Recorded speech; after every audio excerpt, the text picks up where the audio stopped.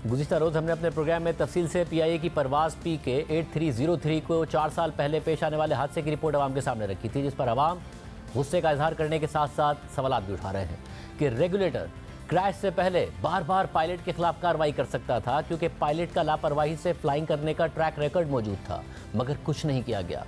और लोग ये भी सवाल उठा रहे हैं कि क्या इस हादसे से कुछ सीखा गया और अब एसओपीज़ पर अमल दरामद को यकीनी बनाया जाता है या नहीं, क्योंकि जहाज़ के कप्तान की हठधर्मी एक तरफ, मगर सिविल एविएशन अथॉरिटी की भी बहुत बड़ी नाकामी थी। पीआईए पर सवालात उठ रहे हैं क्योंकि रूल्स और प्रोसीजर्स पर अमल दरामद कराने और उनकी खिलाफ वर्जी की सूरत में मुदाखलत करने में सिविल एविएशन बिल्कुल नाकाम हुआ। सिविल एविएशन अथॉरिटी बतौर रेगुलेटर अपना बुनियादी काम करने में नाकाम हुआ और 97 अफराद की जान चली गई। साथ ही सवाल उठ रहा है कि कवायद और ज़वाबित की मुसलसल खिलाफ वर्जी पर पीआईए ने पायलट के खिलाफ कोई एक्शन क्यों नहीं लिया था और क्यों मुसलसल अपनी आंखें बंद रखी। और सवाल ये भी है कि रिपोर्ट आ गई, वजूहात पता चल गई, तो क्या अब बात खत्म या कार्रवाई भी की जाएगी? लैंडिंग से पहले पायलट्स एक बार नहीं बल्कि बार बार तैयारे को क्रैश करने से बचा सकते थे और अपनी गलती की तसहीह कर सकते थे, जिससे अमले समेत 97 मुसाफिरों की जिंदगियां बच जाती। लेकिन तैयारे के कप्तान ने हठधर्मी का मुजाहरा किया, अपनी मर्जी चलाते रहे, क्योंकि माजी को देखते हुए उन्हें अपने खिलाफ कार्रवाई का खौफ ही नहीं था। साथ ही दोनों पायलट्स के दरमियान कोऑर्डिनेशन भी नहीं थी। लैंडिंग से पहले पायलट से कराची एयर कंट्रोल ने मुतादिद बार राब्ता किया, जिसमें कंट्रोलर्स पायलट्स को बावर कराने की कोशिश करते रहे कि तैयारा मतलूबा बुलंदी से बहुत ऊपर है, आसानी से नीचे नहीं उतर सकता, उसकी स्पीड तेज़ है, इसलिए एक और चक्कर लगाकर स्पीड और हाइट कंट्रोल करें। मगर तैयारे के कप्तान ने बात नहीं मानी।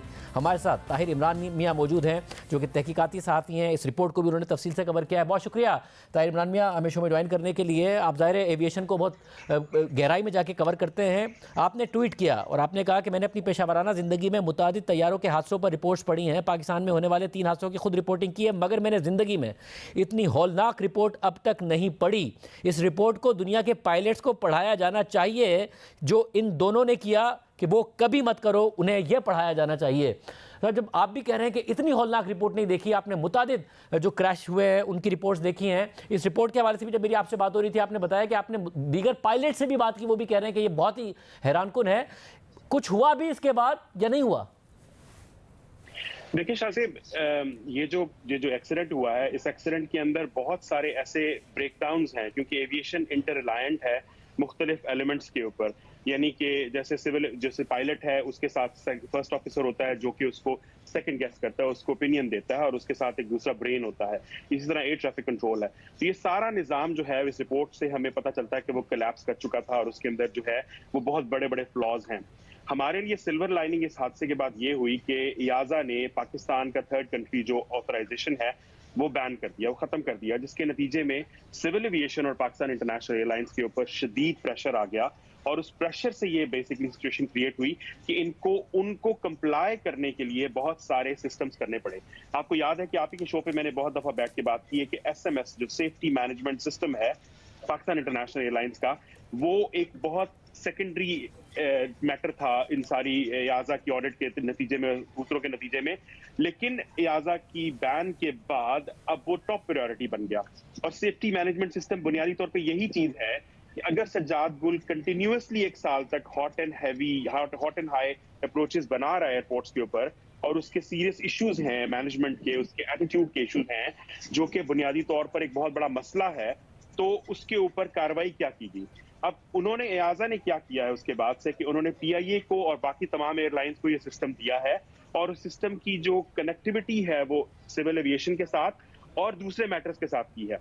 तो अब ये नहीं हो सकता कि अगर सज्जाद गुल जैसा कल को आकर इस तरह की हरकतें करता रहे और वो करके उसकी फाइल जो है वो फ्लाइट ऑपरेशन का डिपार्टमेंट हटा दे या सिविल एविएशन में कोई सिफारिश करके हटा दे, वो मल्टीपल लेवल्स पे मौजूद होगी और उसको साफ करना मुश्किल होगा। अभी पिछले दिनों जो उनका ऑडिट हुआ है उसमें भी आके उन्होंने 4-5 ऐसे केसेस निकाल के उनकी थॉरो इन्वेस्टिगेशन की है कि ये क्या कर रहे हैं। तो इनको डंडे के जोर पर सिविल एविएशन को और पाकिस्तान इंटरनेशनल को करवाने की कोशिश कर रहे हैं वो, और उसमें किसी हद तक वो कामयाबी है, दूसरी एयरलाइंस को भी। लेकिन बुनियादी जो प्रॉब्लम है जो इस हादसे की रिपोर्ट से वाजे होता है वो ये है कि वो जो एटीट्यूड है, वो जो इम्प्यूनिटी का एटीट्यूड है कि हम जो मर्जी कर लें, हमें कोई नहीं पकड़ेगा, उसको जब तक पाकिस्तानी गवर्नमेंट नहीं टैकल करेगी, जब तक कोई क्रिमिनल प्रोसीडिंग्स नहीं जारी की जाएंगी इन पायलट्स के खिलाफ। शाहजेब, आपको याद रखना चाहिए कि सिवाय हवेलियां के हादसे के पाकिस्तान में होने वाले तमाम क्रैशेस में से मेजॉरिटी पायलट्स ह्यूमन एरर की वजह से हुए हैं। आप काठमांडू का क्रैश देख लें, आप मुल्तान का क्रैश देख लें, आप ये कराची का क्रैश देख लें, आप भोजा का क्रैश देख लें, आप एयर ब्लू का क्रैश देख लें, तमाम के तमाम पायलट्स की मिस्टेक की वजह से हुए हैं। अच्छा, और अहम बात यह है कि दुनिया भर में ज़ाहिर जो एसओपीज़ हैं उनकी अगर खिलाफ वर्जी पायलट करे तो सिर्फ ये काफ़ी नहीं है कि उसने सेफली लैंड कर लिया, वो देखा जाता है कि उसने तमाम एसओपीज़ को फॉलो भी किया या नहीं किया। यहाँ ये हो रहा था कि वो 1 साल से अगर एसओपी फॉलो नहीं कर रहे थे बट लैंड किए जा रहे थे तो किसी ने पूछा ही नहीं। दुनिया में जो बेस्ट प्रैक्टिसेस हैं उसमें ये भी देखा जाता है कि आपने कितनी ही खतरनाक और कितनी ही कामयाब लैंडिंग कर ली हो मगर आपने एसओपीज़ फॉलो किए थे या नहीं। बिल्कुल शासिब, और मैंने जो माइंडसेट की बात की ना, यहाँ पे वो माइंडसेट है। अब सज्जाद गुल को टेक्निकली पायलट होना ही नहीं चाहिए था, इनको रिजेक्ट कर दिया गया था। ये पहले मुतसिब के पास गए और फिर सिंध हाई कोर्ट के पास गए, जहां से ये फैसला लेके आए और इनको पायलट के तौर पे भर्ती किया गया।